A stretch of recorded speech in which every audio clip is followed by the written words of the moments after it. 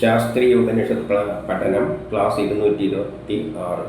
നമ്മൾ 54-ാമത്തെ ഉപനിഷത്തായിട്ട് കഠോപനിഷത്താണ് നോക്കുന്നത്. അതിൽ 49-ാമത്തെ ക്ലാസ്സാണ്. അതിൽ 3-ൽ 1-2 മന്ത്രങ്ങളാണ് നോക്കുന്നത്. ഇത് പരമാത്മാവിനെ പറ്റി തന്നെയാണ് നചികേതസോട് പറയുന്നത്. പരമാത്മാവിനെ പറ്റി നമ്മൾ കുറേ പറഞ്ഞു കഴിഞ്ഞു. അതുകൊണ്ട് നമുക്ക് നേരിട്ട് ഇതിലേക്ക് കടക്കാം. 1-ൽ പറയുകയാണ്, ഈ ശരീരത്തിൽ 2 കണ്ണ്, 2 ചെവിദ്വാരങ്ങൾ, 2 മൂക്കിന് ധാരമുണ്ട്, വായുണ്ട്, പിന്നെ ബ്രഹ്മരന്ധ്രമുണ്ട്, നാഭിയുണ്ട്, ഗുദമുണ്ട്, ശിഷ്ണം ഉണ്ട്. ഇങ്ങനെ 11 വാതിലുകളുണ്ട് എന്ന് പറയുകയാണ് ഈ ശരീരത്തിൽ. എന്താണ് വാതിലുകൾ? ഒന്നിക്ക് പുറത്തു പോകാൻ, അല്ലെങ്കിൽ അകത്ത് വരാൻ. എക്സിറ്റും ഉണ്ടാവും, എൻട്രൻസും ഉണ്ടാവും. അപ്പം പുറത്തുള്ളതുമായിട്ട് ബന്ധപ്പെടാനാണ് ഈ 11 ദ്വാരങ്ങൾ വെച്ചിരിക്കുന്നത്. ഒന്നിക്ക് പുറത്തുനിന്ന് വല വെളിച്ചോ ശബ്ദമെല്ലാം ഇങ്ങോട്ട് വരാൻ, അല്ലെങ്കിൽ നമ്മൾ പുറത്തേക്ക് കളയാൻ വേണ്ടിയിട്ട്, അങ്ങനെയെല്ലാമായിട്ടാണ് ഈ 11 വാതിലുകൾ വെച്ചിരിക്കുന്നത്. എന്നിട്ട് പറയുകയാണ്, ഇത് സർവവ്യാപിയും അവിനാശിയും നിത്യനും നിർവികാരനും ജ്ഞാനസ്വരൂപനുമായ ഏകനായ പരമാത്മാവിൻ്റെ നഗരമാകുന്നു. ആ പരമാത്മാവിൻ്റെ ഒരു നഗരമാണ് ഈ ശരീരം. അപ്പം ബ്രഹ്മം തന്നെയാണ് ഈ ശരീരമായി മാറിയത്. എപ്പോഴും എന്താണ് ബ്രഹ്മം? പ്രപഞ്ചമുണ്ടാകുന്നതിനെക്കാട്ടി മുമ്പിൽ ആദ്യം ഒന്നേ ഇവിടെ ഉണ്ടായിരുന്നുള്ളൂ. അതിനുള്ള പേര് കൊടുത്തിരിക്കുന്നതാണ് ബ്രഹ്മം. വേറെ ഒന്നുമില്ല. അപ്പോൾ അതിന് പ്രപഞ്ചം ഉണ്ടാക്കാൻ വേറെ ഒന്നും എടുത്തിട്ട് ഉണ്ടാക്കാൻ പറ്റില്ല. കാരണം പുറത്തൊന്നുമില്ല, അത് മാത്രമേ ഉള്ളൂ. അപ്പോൾ അതിന് പുറത്തുനിന്നൊന്നും എടുത്തിട്ട് ഉണ്ടാക്കാൻ പറ്റില്ല. അതുകൊണ്ട് അത് തന്നെയാണ് ഇതെല്ലാമായിട്ട് മാറിയിരിക്കുന്നത്. ഈ പ്രപഞ്ചത്തിലുള്ള എല്ലാം അത് തന്നെയാണ് മാറിയിരിക്കുന്നത്. അത് തന്നെ ഈ ശരീരമായി മാറിയിട്ട്, പ്രപഞ്ചമായി മാറിയിട്ട്, ഈ ശരീരത്തിന് പുറത്തേക്ക് ബന്ധപ്പെടാൻ വേണ്ടിയിട്ടാണ് 11 ദ്വാരങ്ങൾ ഉണ്ടായിരിക്കുന്നത്. അപ്പം അത് തന്നെയാണ് ഈ നഗരം. അതിന് പുറത്തേക്ക് ബന്ധപ്പെടാൻ വേണ്ടി, ഇതിൻ്റെ അകത്തുള്ള ഈ ശരീരത്തിന് പുറത്തേക്ക് ബന്ധപ്പെടാൻ 11 ദ്വാരങ്ങളും വെച്ചിട്ടുണ്ട്, വാതിലുകളും വെച്ചിട്ടുണ്ട്. അതിലൂടെയാണ് അത് ലോകവുമായിട്ട് ബന്ധപ്പെടുന്നത്. കണ്ടും കേട്ടും അങ്ങനെ പിന്നെ വിസർജിച്ചും, വേണ്ടാതെ ശരീരത്തിൽ നിന്ന് വിസർജനാവയവങ്ങളുടെ കളഞ്ഞും എല്ലാം. അവൻ പരിപൂർണനാണ്. അതിൽ കുറവൊന്നും പറ്റുന്നില്ല. അങ്ങനെ ഇരുന്നു കൊണ്ട് മനുഷ്യരുടെ ഹൃദയത്തിൽ രാജാവിന് തുല്യം വിരാജിക്കുന്നു. അവൻ പരിപൂർണനാണെന്ന് പറഞ്ഞാൽ അതിന് അളവിന് കുറവൊന്നുമില്ല. അത് ബ്രഹ്മമാണ്, അത് പൂർണ്ണനാണ്, അതേ പൂർണ്ണമായിട്ടുള്ളൂ. അതിൽ നിന്ന് എത്ര എടുത്തു കഴിഞ്ഞാലും അത് പൂർണ്ണമാണ്. ഇപ്പം പ്രപഞ്ചം ഏതിൽ നിന്നുണ്ടായോ അത് 10 കിലോ ഉണ്ടെങ്കിൽ അതിൽ നിന്ന് 2 കിലോ എടുത്തിട്ട് പ്രപഞ്ചം ഉണ്ടാക്കിയാലും അവിടെ കുറയൊന്നുമില്ല. അത് ബ്രഹ്മം 10 തന്നെയായിട്ടിരിക്കും. എത്ര എടുത്തിട്ട് എന്ത് സൃഷ്ടിച്ചാലും അതിൻ്റെ അളവിൽ കുറവ് വരില്ല. അപ്പോൾ അതെപ്പോഴും പൂർണ്ണനാണ്. അതേസമയം അതെന്തും ചെയ്യുന്നുണ്ട്? നമ്മുടെ ഹൃദയത്തിൽ, മനുഷ്യരുടെ ഹൃദയത്തിൽ ഇരുന്നു കൊണ്ട് രാജാവിന് തുല്യം വിരാജിക്കുന്നുണ്ട്. അപ്പോൾ ഹൃദയത്തിലിരുന്നു കൊണ്ട് രാജാവാണ് എല്ലാത്തിനെയും നിയന്ത്രിക്കുന്നത്. അപ്പോൾ അത് ഓരോ ജീവിയായിട്ട് അത് മാറുകയും ചെയ്തു. അവയുടെ ഹൃദയത്തിലിരുന്നു കൊണ്ട് അവയെ നിയന്ത്രിക്കുകയും ചെയ്യുന്നു. അതിനെക്കൊണ്ട് കർമ്മങ്ങൾ ചെയ്യിപ്പിക്കുകയാണ്. എന്നെക്കൊണ്ട് കർമ്മം ചെയ്യിപ്പിക്കുന്നത് ഹൃദയത്തിലുള്ള ആ പരമാത്മാവ് തന്നെയാണ്. എങ്ങനെയാണ്? നമുക്ക് നാഡികളിലൂടെയെല്ലാം സിഗ്നൽ, ഹൃദയത്തിൽ നിന്നാണ് നാഡികളിലേക്കുള്ള സിഗ്നലെല്ലാം വരുന്നത്. ആ സിഗ്നലുകൂടെയാണ് നമ്മളെ ചിന്തിക്കുന്നതും കർമ്മത്തിന് പ്രേരിപ്പിക്കുന്നതുമെല്ലാം. അപ്പോൾ അത് ഉള്ളിൽ കിടന്നിട്ട് വിരാജിക്കുകയാണ് രാജാവിനെ പോലെ. അത്രയും സ്ട്രോങ് ആയിട്ട് അത് ഉള്ളിലുണ്ട് എന്നാണ് പറയുന്നത്.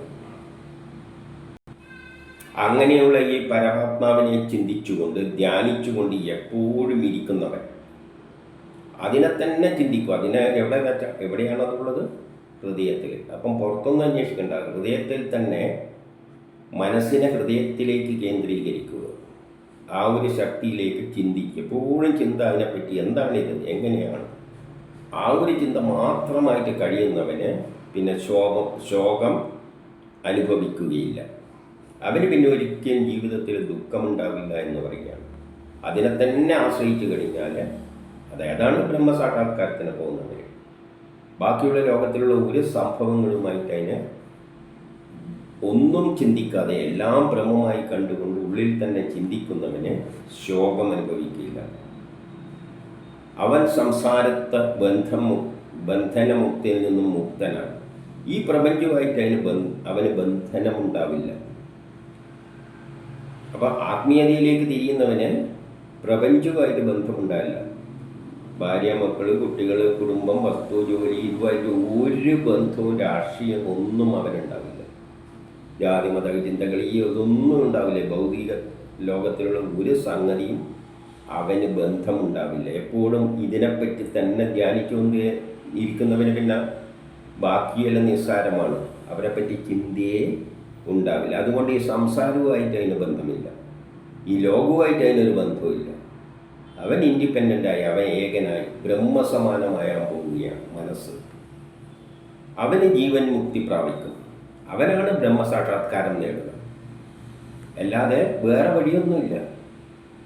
ബ്രഹ്മസാക്ഷാത്കാരം ആത്മീയ സനാതന ധർമ്മത്തിൻ്റെ ലക്ഷ്യം ബ്രഹ്മസാക്ഷാത്കാരമാണെങ്കിൽ അതിനുള്ള ഏക വഴി എല്ലാം മറന്നുകൊണ്ട് പുറത്തുള്ള എല്ലാത്തിനെയും തിരസ്കരിച്ചുകൊണ്ട് എപ്പോഴും അതിൻ്റെ ചിന്തയുമായിട്ട് ഹൃദയത്തിൽ തന്നെ ഉള്ളിൽ തന്നെ ചിന്തിച്ചുകൊണ്ട് ഇരിക്കുക. ഞാൻ അതാണ് എന്ന ചിന്തയും കൊണ്ടിരിക്കുക. അവന് പിന്നെ ജനന മരണമാകുന്ന പ്രക്രിയയൊന്നുമില്ല. അതിനെ മറികടക്കും. ആ ചക്രത്തെ അവൻ മറികടക്കും. അങ്ങനെ ബ്രഹ്മത്തിൽ സാക്ഷാത്കാരം നേടുന്നവന് പിന്നെ അതില്ല, ജനന മരണമില്ല. പറഞ്ഞതിൻ്റെ അർത്ഥം ജനന മരണമില്ലാത്തവനെ അതിലേക്ക് എത്തിച്ചേരാൻ പറ്റും. എന്തിനാണ് നമ്മൾ സൃഷ്ടിക്കുന്നത്? കർമ്മം ചെയ്യാനാണ്. അപ്പോൾ ഈ ജന്മത്തിൽ കുറേ കർമ്മമുണ്ട്. അത് ചെയ്ത് കഴിയുമ്പോൾ മരിക്കും. പിന്നെ കർമ്മം ചെയ്യാൻ വേണ്ടിയിട്ട് വേറൊരു ജന്മം എടുക്കും, ആ കർമ്മം ചെയ്യും. അങ്ങനെ പോവുകയാണ്. അപ്പം ജനന മരണം ഇല്ലാതെ ഇരിക്കണമെങ്കിൽ കർമ്മം തീരണം. അപ്പം നമ്മുടെ കർമ്മം തീർന്നവന് മാത്രമേ അങ്ങോട്ടേക്ക് പോകാൻ പറ്റുകയുള്ളൂ. എല്ലാവർക്കും ആ ചിന്ത വരില്ല, വിരക്തി വരില്ല. ഇനി 2 പ്രാകൃത ഗുണങ്ങൾക്കതീതമായി വിശുദ്ധനായി സ്വയം പ്രകാശവാനായ പരമപുരുഷോത്തമൻ തന്നെ അന്തരീക്ഷത്തിൽ സഞ്ചരിക്കുന്ന വസു എന്ന ദേവൻ.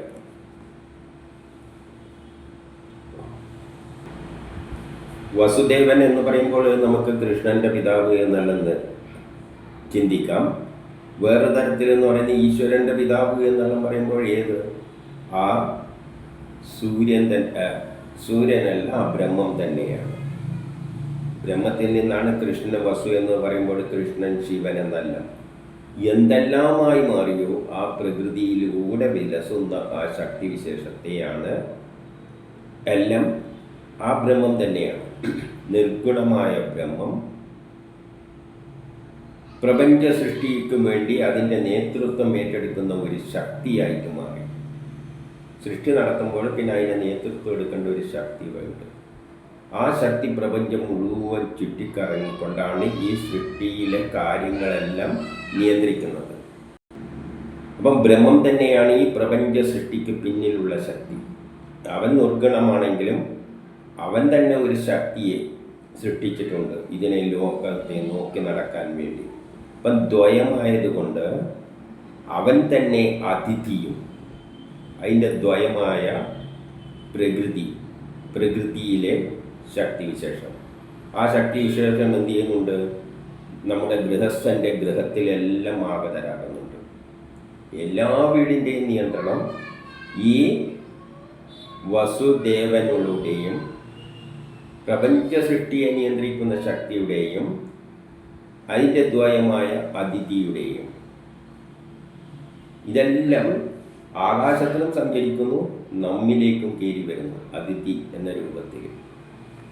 നമ്മുടെ ഗൃഹത്തിലും അവൻ തന്നെയാണ് നമ്മൾ നടത്തുന്ന യജ്ഞത്തിലെ അഗ്നി. അപ്പം അവൻ തന്നെയാണ് അഗ്നി. അപ്പോൾ പ്രപഞ്ചത്തിൽ എന്തെല്ലാം ഉണ്ടോ അതെല്ലാം ആ ബ്രഹ്മം തന്നെയാണ്. അതിൽ നിന്നുണ്ടായ എല്ലാ ദേവഗണങ്ങളും ബലങ്ങളും അതിൻ്റെ ദ്വയമായ ദേവിമാരും ആ നമ്മുടെ യജ്ഞങ്ങളെയെല്ലാം പൂർത്തീകരിക്കുന്ന അഗ്നിയും അവൻ തന്നെയാണ്. ഹേ രാജാവേ, അവൻ തന്നെ എല്ലാം മനുഷ്യരൂപത്തിൽ ജനിച്ചത്. അപ്പം അവൻ തന്നെയാണ് നമ്മളെല്ലാമായിട്ട് മാറിയത്. അപ്പം പ്രപഞ്ചത്തെ നിയന്ത്രിക്കുന്ന ശക്തിയും അതിൻ്റെ ദ്വയമായ എല്ലാ ദേവന്മാരും ദേവിമാരും നമ്മളും അഗ്നിയും, എല്ലാ യജ്ഞത്തിൻ്റെ പിന്നിലും പ്രവർത്തിക്കുന്ന അഗ്നിയും എല്ലാ മനുഷ്യരും എല്ലാം അതിൻ്റെ രൂപം തന്നെയാണ്. ശ്രേഷ്ഠന്മാരായ മറ്റു ദേവതകളും ഈ പ്രപഞ്ചത്തിൽ എന്തെല്ലാം ദേവതകളുണ്ടോ, ദേവതകൾ എന്ന് പറഞ്ഞാൽ ഈ പ്രപഞ്ചത്തിലുള്ള 33 കോടി ദേവതകൾ, കല്ലും മണ്ണും എല്ലാം ദേവതകളാണ്. അതെല്ലാം പിതൃക്കൾ എന്ന് പറഞ്ഞാൽ മരിച്ചാൽ ശേഷമുള്ള പൂർവികരായ ആ വ്യക്തികളുടെ ആത്മാവ്. എല്ലാ ആത്മാവും മരിച്ചാരങ്ങ് പോയിട്ടുണ്ടോ, ജനിക്കാൻ പോകുന്നത് ധാരങ്ങളുണ്ടോ, അവരെല്ലാം തന്നെ അവൻ്റെ രൂപം തന്നെയാണ്. ജനിച്ചതും ജനിക്കാനിരിക്കുന്നതും മരിച്ചു പോയതും എല്ലാവരും അവൻ തന്നെയാണെന്ന് പറയുകയാണ്.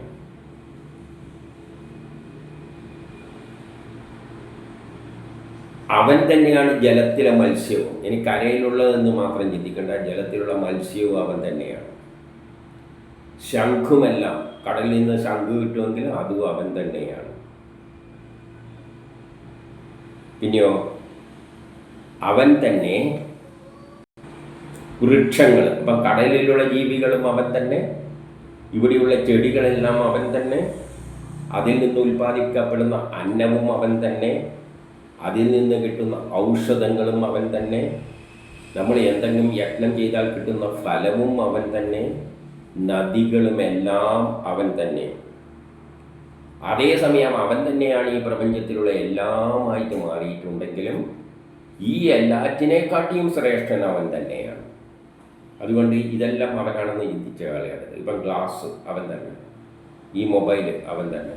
പക്ഷേ ഇതിനെക്കാട്ടി എല്ലാം ശ്രേഷ്ഠനായിട്ട് തന്നെ കാണണം ആ ബ്രഹ്മത്തെ. അതാണ് ഏറ്റവും മഹത്വരമായ, ഇതാണ് പരമാത്മാവിൻ്റെ തത്വം എന്ന് പറയുകയാണ്. ഈ പ്രപഞ്ചത്തിൽ നമ്മൾ എന്തെല്ലാമോ കാണുന്നത് അതെല്ലാം അവൻ തന്നെ.